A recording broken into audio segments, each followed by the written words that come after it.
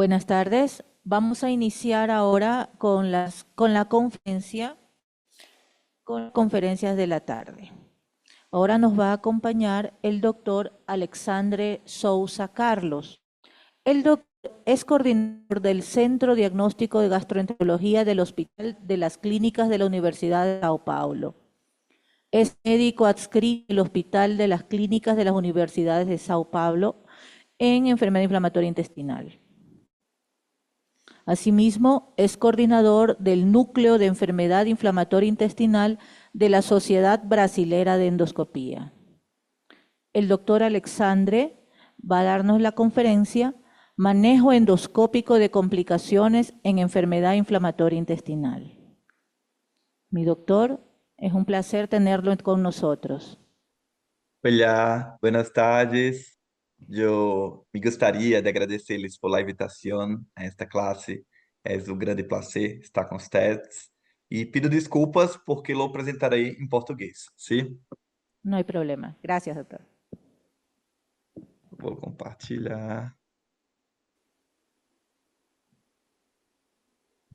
Todos já veem a tela? Sim? Posso começar? Sí. Podemos começar, sim. Yes, it's okay. Ok. Então, vamos lá. Então, é um prazer estar aqui com vocês e vou falar um pouco da nossa experiência no manejo endoscópico em complicações das enfermidades inflamatórias intestinais. Por muito tempo, nós tínhamos esse sentimento de amor e ódio com a doença inflamatória intestinal e endoscopista. Só que isso é uma exigência nos dias atuais de acabar com esse sentimento. Por quê? Primeiro, pela nossa epidemiologia, que tem mudado bastante, não sei aí no Equador, mas a incidência aqui no Brasil está aumentando exponencialmente os números de casos novos de doença de Crohn e retocolite ulcerativa. Então, todo endoscopista, em algum momento, vai ter no seu dia um paciente, pelo menos, ou com colite ulcerosa ou com enfermidade de Crohn. E há uma exigência das sociedades nacionais, internacionais, de uma uniformização, uma forma de uniformizar esses laudos endoscópicos, a ponto de conseguirmos classificar as doenças e aplicar, sempre que possível, os scores endoscópicos. A gente sabe, quando está falando de doença inflamatória intestinal, a colonoscopia é o nosso procedimento padrão ouro. Isto porque está em diferentes cenários, desde o diagnóstico inicial até tratamento de complicação. E, com o passar dos anos, tem se aumentado a nossa perícia, tem melhorado os softwares e os devices da endoscopia, e com isso estamos ficando melhores nas técnicas endoscópicas, com mais eficácia e menos invasivas. Vamos falar da primeira complicação da doença inflamatória intestinal, que seriam as estenoses. Nós sabemos que as estenoses podem ocorrer em qualquer momento da doença de Crohn, em até 20 a 38% dos casos, diferente da colite ulcerosa, em que a estenose não é comum, ela é infrequente. E quando presente, temos que sempre pensar em diagnósticos diferenciais. Será que não é uma moléstia de Crohn ou será que não é um câncer? Então temos sempre que ter cuidados, que é muito, muito raro termos estenoses na retocolite ulcerativa. A não ser que são aquelas doenças muito de longa data, em que já há uma fibrose na submucosa, já tem um colo muito curto, e aí, nesses casos, podem ser encontrados algum grau de fibrose. As estenoses, em 60 a 70% dos casos, vão ser submetidas ao tratamento cirúrgico. Mas qual é o problema? É a recorrência. Então, já há evidências mostrando a recorrência endoscópica depois de 1 ano de cirurgia em até 70% dos casos e recorrência sintomática depois de 4 anos de cirurgia em 40% dos casos. E mesmo com todos os avanços das terapias medicamentosas, das terapias biológicas atuais, elas têm melhorado a inflamação, mas não diminuiu a incidência de estenoses. Então, nós, como endoscopistas, o cirurgião, vai continuar pegando muitos casos de estenoses da doença de Crohn. A endoscopia digestiva vai desempenhar um papel muito importante na estenose. Ela é útil tanto para o diagnóstico, para caracterizar as estenoses, como também no tratamento endoscópico, que tende a ser a abordagem inicial, por ser mais conveniente e ser menos invasivo que um tratamento cirúrgico. Quando o endoscopista lidar com um paciente com doença inflamatória intestinal e uma suspeita de estenoses, ele precisa traçar um planejamento, um roadmap na endoscopia para uma melhor avaliação dessa estenose. Então, o endoscopista precisa dar algumas informações muito importantes para o clínico, tais como a localização da estenose, a extensão da estenose. A gente sabe que as extensões, as estenoses, quando elas muito curtas, têm maior taxas de sucesso terapêutico, ao longo do que aquelas estenoses muito longas têm um pior prognóstico. A quantidade, então, quanto maior número de estenoses, mais refratário fica o paciente, maior a chance de ele ter falha ao tratamento endoscópico. E, além disso, aquelas estenoses anguladas que são difíceis de acessar e têm maior risco de complicar quando vamos fazer o tratamento endoscópico. E a regra geral é: as estenoses que têm maior sucesso são aquelas estenoses curtas, que a gente considera menos de 5 centímetros, e sempre devemos biopsiar as estenoses. No Crohn e na colite ulcerativa, porque em alguns raros casos podem ter já um câncer subjacente àquela estenose e não podemos perder tempo no tratamento correto desta malignidade. Quais seriam as modalidades de tratamento das estenoses na doença inflamatória intestinal? A dilatação hidrostática, as estenotomias e ou estrituroplastias, a quirosia e os stents. São essas 4 modalidades que temos atualmente para tratar as estenoses das doenças inflamatórias intestinais. A dilatação hidrostática com balão CRE é a mais fácil de ser utilizada, a mais conveniente, e inúmeros trabalhos têm mostrado que eles têm melhores resultados quando estenoses são curtas, menos de 5 centímetros, quando elas são lineares e não anguladas, e quando elas são pós-cirúrgicas. São as estenoses que mais vão se beneficiar com o tratamento endoscópico. Aqui é um exemplo de um paciente nosso que a gente avalia. O paciente tinha sintomas de suboclusão. Nós fazemos a endoscopia, e quem é endoscopista sabe o que eu estou falando, e a gente aplica a mesma técnica de dilatação para outras estenoses benignas que já temos no trato gastrointestinal. O ideal é sempre conseguirmos passar um fio-guia além da estenose. Quando não possível e não vimos o outro lado da estenose, o ideal é fazer poriscopia. Então, a técnica é a mesma, dilatamos. Aqui, convencionamos um tempo de dilatação em torno de 3 minutos, mas sabemos que essa duração é totalmente convencional. E logo depois, esvaziamos o balão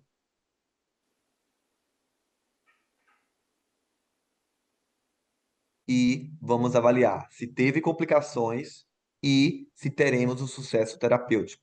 Sucesso terapêutico significa eu conseguir passar além da minha estenose. E olha só, esse paciente era um paciente pós-cirúrgico, Era um paciente que já tinha submetido a uma colectomia direita, e quando você entra no ilho, você já encontra bastante lesões, úlceras, que ganharia no score endoscópico pelo menos um Rutgers I3, se não I4, e isso significa que precisamos otimizar o tratamento medicamentoso, no intuito desse paciente não apresentar uma nova estenose e necessitar de um novo tratamento cirúrgico. Algumas coisas nós estamos desmistificando ao longo que estamos ficando mais experientes no contexto de dilatações na doença de Crohn. Uma delas é que, no passado, nós não fazíamos dilatação quando em atividade. Atualmente, a depender da atividade endoscópica, nós dilatamos.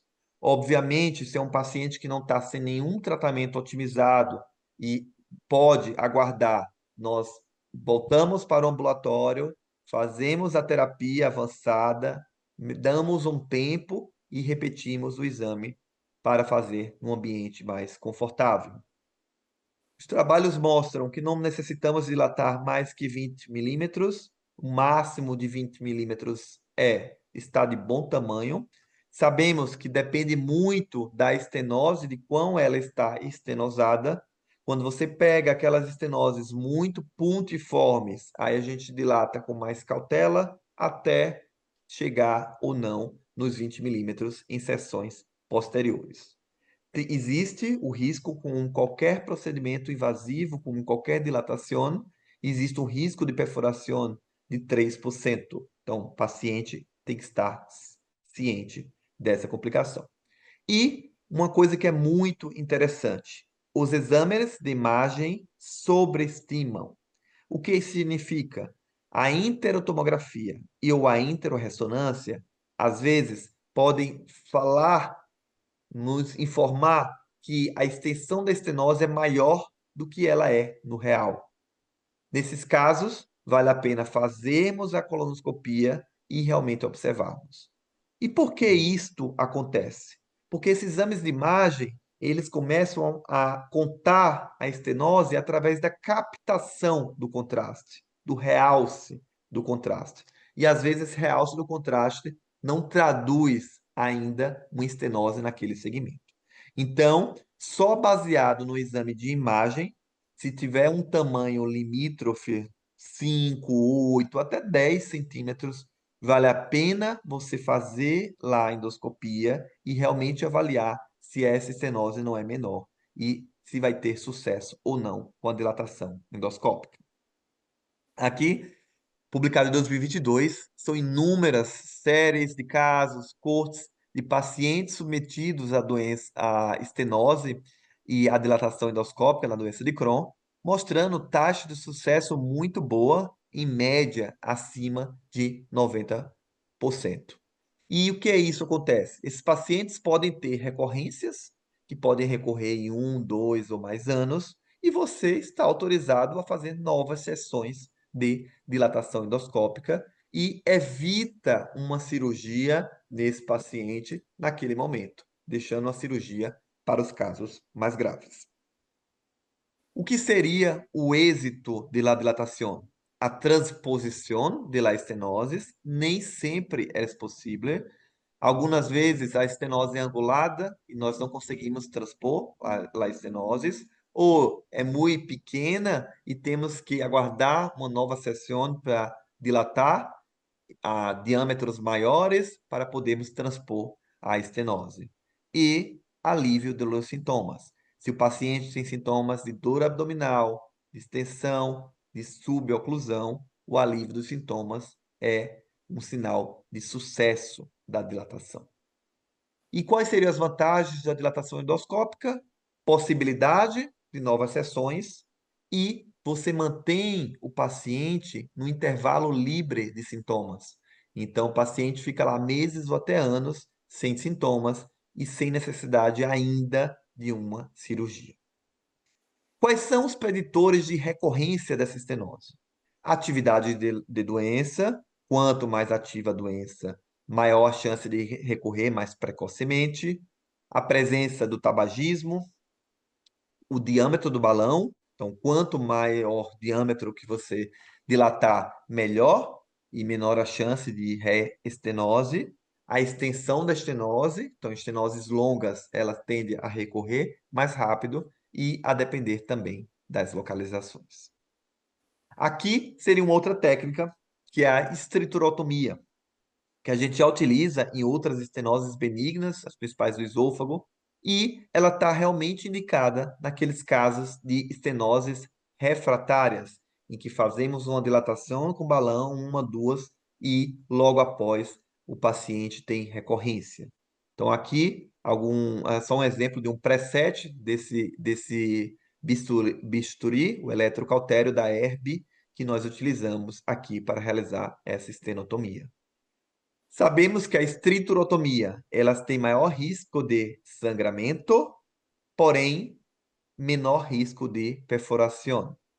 E está muito bem indicada em estenoses fibróticas, largas, refractárias e estenoses distales. Aqui, uma publicação mostrando quais situações seriam melhor utilizarmos a estriturotomia ou a dilatação endoscópica. No caso da estriturotomia, como eu falei anteriormente, está melhor reservado nas estenoses fibróticas, nas estenoses muito distais, como anorretais, e isso é importante porque, através da estriturotomia, temos um controle mais adequado e não prejudicar e não lacerarmos o esfíncter, diferente do balão, que quando dilatamos o balão, dilatamos para aquele diâmetro fixo e não sabemos o que vai acontecer após. E também a esterotomia, muito também indicada nas estenoses anastomóticas. Temos os estentes, para alguns casos muito reservados. Os estentes geralmente são os totalmente recobertos, que podem ser utilizados, mas pela alta chance de migrar, eles têm um tempo curto, geralmente uma duração no máximo de 4 semanas. Então, os estentes, eles podem sim ser reservados para alguns casos bem indicados, pacientes que estão numa doença muito ativa, paciente que está numa urgência ou está numa condição que impede de ele fazer uma cirurgia naquele momento, podemos pensar, aventar a hipótese de uso de estenoses, de stents nessas estenoses. Aqui é uma publicação nossa, do nosso grupo desse ano, foi uma revisão sistemática e uma meta-análise em que fizemos na população pediátrica, que carece, que tem muitos poucos estudos a nível mundial. Então, o que é que nós estudamos nesses casos? Quanto ao risco de reestenose nesses pacientes de recorrência após a dilatação endoscópica, uma ressecção cirúrgica e a estrituroplastia.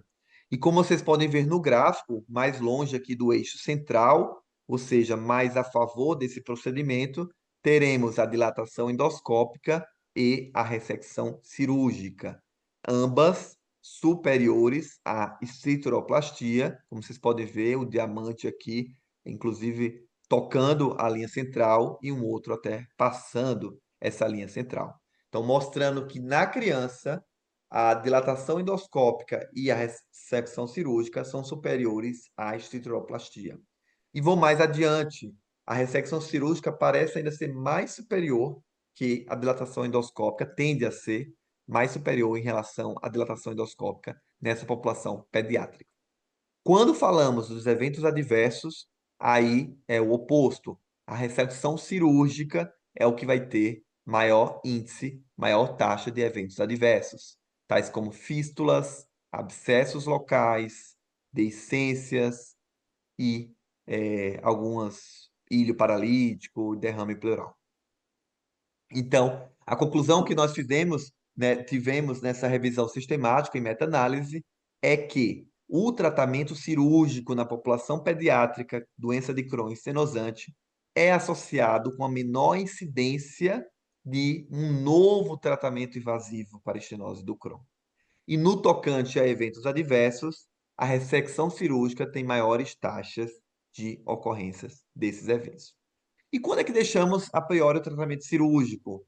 Aí não se discute, naqueles casos de estenoses muito longas, complicadas e estenoses múltiplas, o tratamento cirúrgico será a melhor opção, como esse paciente aqui do nosso ambulatório, que necessitou ser submetido a uma enterectomia.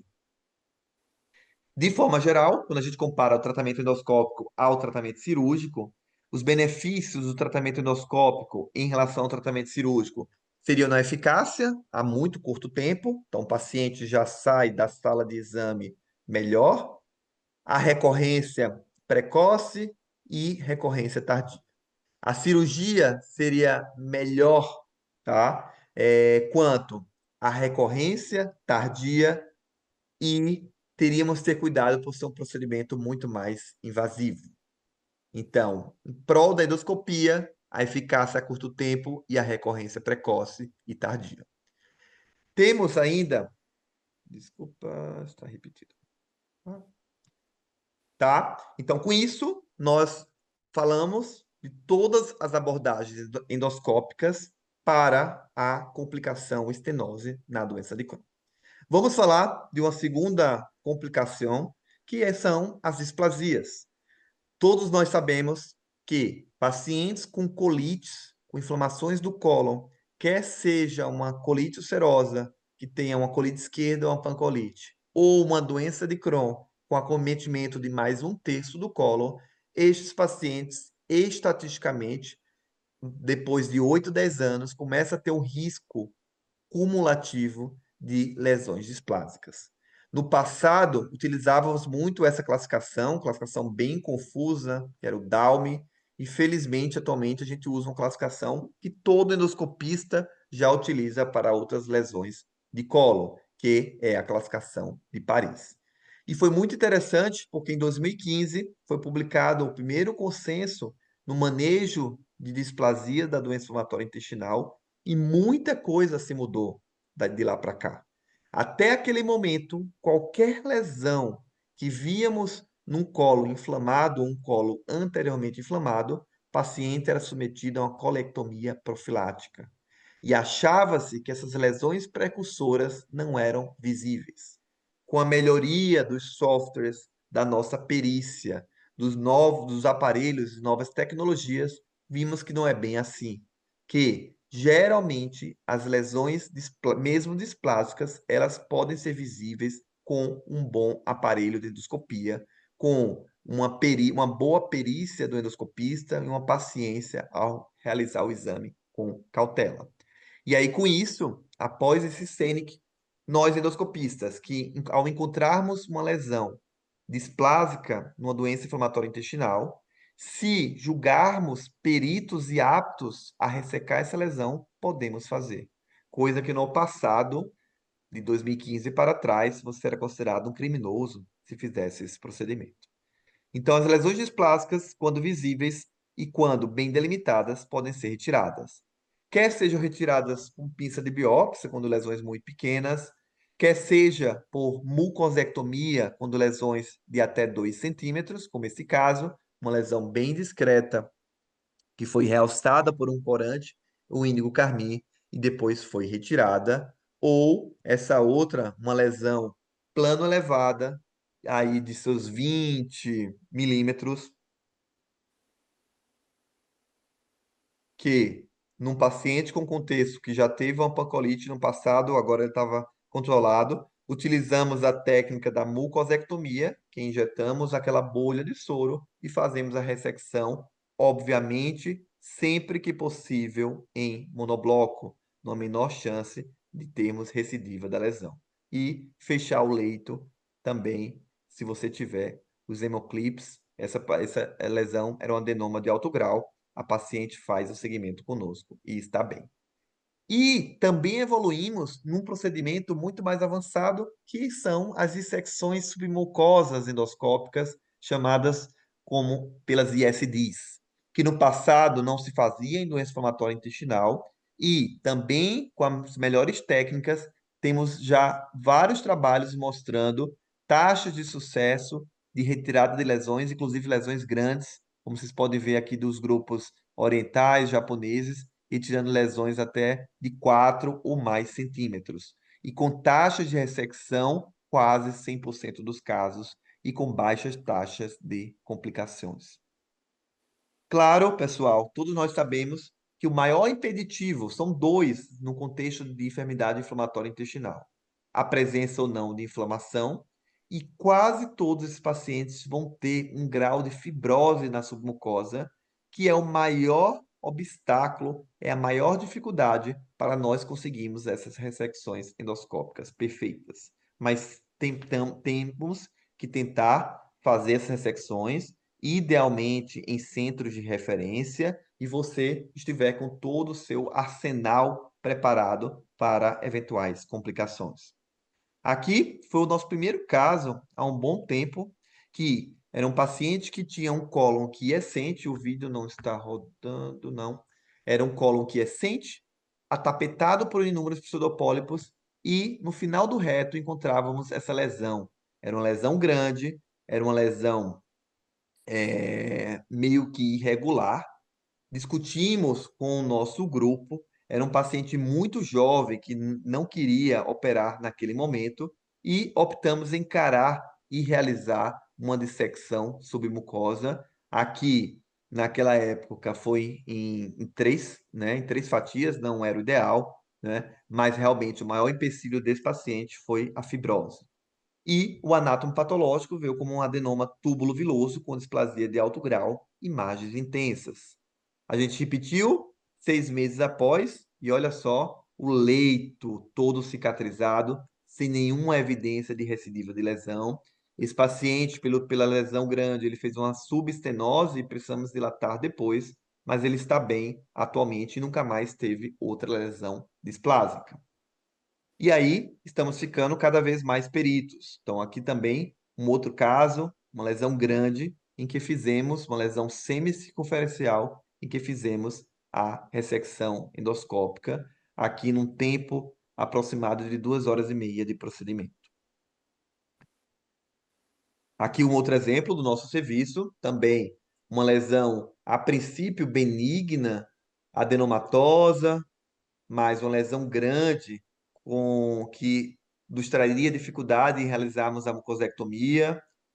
A gente aí instila o contraste, faz a cromoscopia virtual, mostrando um padrão sugestivo de um adenoma túbulo viloso, a princípio sem nenhuma área sugestiva de invasão e de malignidade. E aí iniciamos o procedimento de dissecção submucosa, com paciência, fazendo aquele coxim de solução. Aqui a gente faz com manitol, para uma forma de ficar viscoso e retardar essa bolha. E iniciamos o procedimento da dissecção submucosa. Tentamos formar o nosso túnel ali submucoso, queimar com cautela os vasos, para podermos ter um acesso ideal e conseguimos ressecar a lesão sempre que possível em monobloco, né? Mas, mais uma vez, né, parece lindo na teoria, mas na prática é hard, tá? Tem muita fibrose, tem muito vaso, então é um exame demorado, temos que ter paciência, geralmente é realizado com 2 endoscopistas, às vezes cansa em algum momento e troca, e um ajuda o outro para não ficar na monotonia. Aqui vou adiantar um pouco mais o vídeo para chegar ao final. Aqui a gente já está quase finalizando. Vamos lá. E aí, olha só que lindo o nosso leito de ressecção semicircunferencial, tá? Desse paciente que ficou bem e veio com adenoma tubuloviloso de alto grau. Então, fístulas, temos utilizado, tentado utilizar abordagens endoscópicas para outras, que já temos conhecimento para outras fístulas, mas a gente sabe que o mecanismo, né, de surgimento das fístulas na doença inflamatória intestinal é muito diferente. Então, já temos utilizado cola, injeção de algumas substâncias, mas os dados ainda são muito vagos, muito incipientes. Temos fistulotomias, quem faz endoscopia sabe que o nosso maior protótipo de endoscopista é o Dr. Bochen, da Universidade de Colômbia. Ele faz várias loucuras aí nesses procedimentos endoscópicos, muito interessante. Então, quase todas essas publicações off-label, além de estenose e displasia, é do professor Bochen. Terapias a vácuo, também temos uma boa experiência, mas em condições não doença inflamatória intestinal, tais como pós-cirurgias bariátricas, pós-gastroplastias, mas na doença inflamatória intestinal, a gente até hoje só teve um caso e não teve um resultado muito satisfatório. Outros procedimentos off-label, como drenagem e sedem. Então, o que é que eu tenho de mensagens finais para vocês? Que a endoscopia terapêutica tem revolucionado a doença inflamatória intestinal, que ela tem sido uma alternativa ao tratamento cirúrgico com menor morbidade em algumas situações. As opções menos invasivas para o tratamento de estenose têm se permitido ressecções endoscópicas e até de lesões displásicas maiores e tratamento de fístulas na doença inflamatória intestinal apenas em casos excepcionais. Muitas graças e estamos de portas abertas para conhecer o nosso serviço aqui em São Paulo, nosso complexo hospitalar da Faculdade de Medicina da USP. Muitas graças.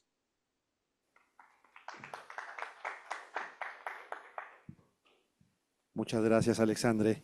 ¿Alguien, tal vez alguna pregunta acá en el auditorium? O si no, Guillermo o Alicia. ¿Alguna pregunta tal vez? Juan, ¿pregunta? Acá hay una pregunta. Doctor, buenas tardes y felicitaciones por la charla. Juan Paredes de Perú le habla. Dos preguntas. Usted dijo que se puede dilatar hasta 20 milímetros una estenosis. ¿Eso se cumple tanto para colon como para intestino delgado? Sim, sim, pero intestino delgado somos mais conservadores, né? Até pelo diâmetro do delgado. Então, realizarmos enteroscopias, nós fazemos dilatações, às vezes até o suficiente para passar o overtube em algumas situações. Então, claro que intestino delgado dilatamos, estamos muito satisfeitos se conseguimos dilatar até 15 milímetros no máximo, um diâmetro adequado que vai fazer o paciente ficar sem sintomas de dor abdominal e de extensão. Y la otra pregunta, ¿recomienda hacer la dilatación de una estenosis con enfermedad activa o con enfermedad quiescente? Excelente pergunta. Sempre que possível, para minimizar o risco de complicação, doença quiescente. Mas nem sempre conseguimos, porque sabemos, como clínico, que não conseguimos a remissão endoscópica em 100% dos casos. Alguns casos são refratários. Então, quando é um paciente virgem, naive de terapia, aconselho encaminhá-lo para o clínico, tentar tratá-lo e depois ir procedimento endoscópico. Mas se é um paciente que já está com terapias otimizadas, não tem muito o que fazer. Você pode sim, você está autorizado a tentar fazer a dilatação nesses casos, mesmo com atividade. Ok. ¿Cuándo decir que la dilatación endoscópica ya no funciona? O sea, le dilató una vez, dos veces, y cuando digo ya no va a funcionar la dilatación, ¿cuándo ya es quirúrgico? Depende muito, obviamente, se é angulada, se é retilínea e do diâmetro. E também do intervalo que você está dilatando. Se você faz a dilatação e você deixou o paciente livre de sintomas pelo menos 6 meses, tá? Isso não tem muita literatura, eu creio que você deixou um paciente com intervalo adequado, livre de sintomas. Obviamente, quanto mais tempo, 1 ano, 2 anos, sem novas dilatações. Mas são, às vezes, pacientes que você dilata em 1, 2 meses, são necessárias novas dilatações. Eu tento, na minha prática, tento mais uma vez, não deu certo, aí eu vou partir para esses outros procedimentos, como a estriturotomia, ou conversar com o cirurgião para tentar a cirurgia. Ok, gracias, doctor. Gracias, muchas Alexandre, gracias. lo Excelentes preguntas. decías muy bien, estenosis en colitis ulcerosa, hasta que no se demuestre lo contrario, es cáncer. ¿Con qué frecuencia ves estenosis que no son cáncer en colitis ulcerosa?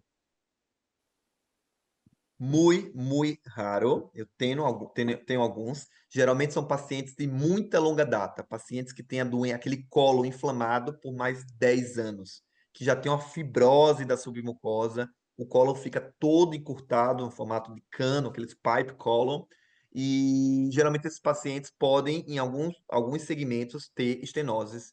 Geralmente são estenoses curtas, tá? São estenoses pequenas e estenoses curtas. Então, apenas nesses casos que nós podemos encontrar estenose na colite ulcerosa. Así es. Usted tiene un portuñol muy bueno. Eu vou estudar, eu prometo que eu vou estudar mais e mais para, quem sabe, próximo ano apresentar em espanhol, sim? Oigan, Entendemos muy bien. se entiende muy claro. Graças. André, una consulta. Al momento de realizar la estructuroplastia de las estenosis, ¿qué tan conveniente es inyectar corticoides al momento de hacer estructuroplastia para evitar nuevamente tal vez el cierre precoz de la estenosis o para evitar nuevamente el cierre de la misma? É possível, mas em doença inflamatória, não, as respostas não são muito satisfatórias. Pode fazer, mas as taxas de resposta não são muito boas. Já teve trabalhos, inclusive, de injetar biológico, anti-NF nessa região. Também alguns trabalhos com respostas contraditórias, algumas satisfatórias e outras não, mas na prática a gente não utiliza de cara, tá? O que fazem muito nesses casos de esterotomia, esteroplastia, são ressecções amplas e fechamento com clips para evitar realmente a reestenose pela fibrose do procedimento do cautério. Ah, eso está interesante. ¿Y cómo procedes cuando encuentras un orificio fistuloso en la estenosis? É uma complicação para não dilatar, sim? São considerados estenoses complicadas, estenoses que tenham abscessos perto da região, acerca da região, ou é associada a fístulas, são contraindicações para você realizar a dilatação, tá? E o outro detalhe que eu falei sempre, essas estenoses que você não consegue ver além do orifício, fazer sempre com radioscopia, tá? Porque às vezes pode ser até um orifício fistuloso, você está achando que é estenose e vai dilatar uma fístula, tá? Então, sempre com radioscopia. Perfecto, muchísimas gracias, Alexandre. Gracias por la presentación. Muchas gracias, David. Ahora, para continuar, vamos a invitar a nuestra compañera, la doctora Bielka Cedeño.